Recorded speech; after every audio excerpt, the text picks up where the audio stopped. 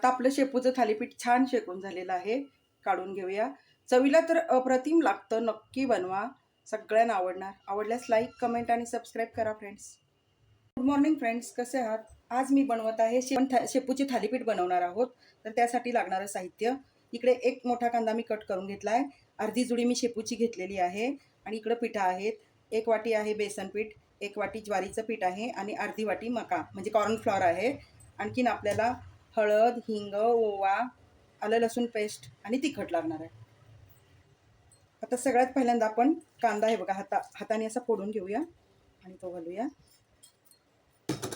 हे बघा पिठाला मी कांदा असा चोळून घेते. कांद्यातला रस पिठाला चांगला लागला पाहिजे आणि कांदा असा सुट्टा सुट्टा झाला पाहिजे.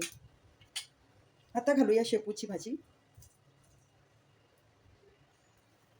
थोडंसं पाणी घालूया आणि आपण हे बॅटर आहे ना, आपण थालीपीठ थापण्याइतपत पातळ करून घेणार आहोत. आता चवीपुरतं मीठ घालूया.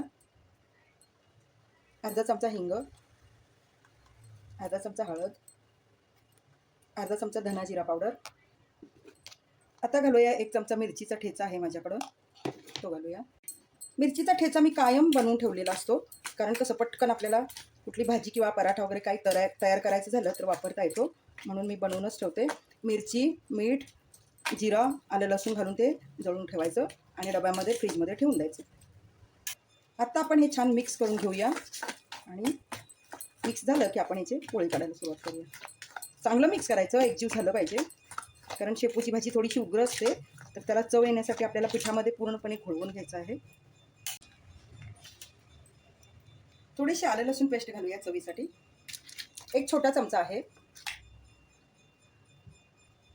आता आपण छान मिक्स करूया. आलं लसूण पेस्ट तुम्ही मसाले मिक्स केलेत ना तेव्हा घातलं तरी चालतं. मी विसरली होती म्हणून शेवटी घातलं. इकडे मी पॅन ठेवलेला आहे. पॅनमध्ये तेल घालूया. आता हे मिश्रण हातानेच घेऊया आणि बघा असं आपण पसरवून देऊया. जेवढं पातळ जाड हवं तेवढं पसरवा.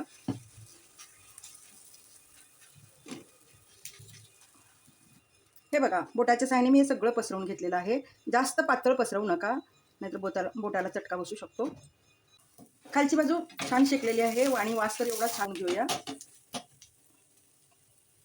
शेपू भाजी ही औषधी आहे, तर शेपू भाजीची नेहमी खाण्यामध्ये वापर करा. त्याचे बरेच प्रकार बनवता येतात. भाजी बनवा, टिक्की बनवा, शेपूची भजीसुद्धा बनवता येतात, तर नक्की बनवा. आज मी बनवलेले आहे थालीपीठ. काटा चमचानी ना मी थोडंसं असं हे करून घेणार आहे, टोचून घेणार आहे.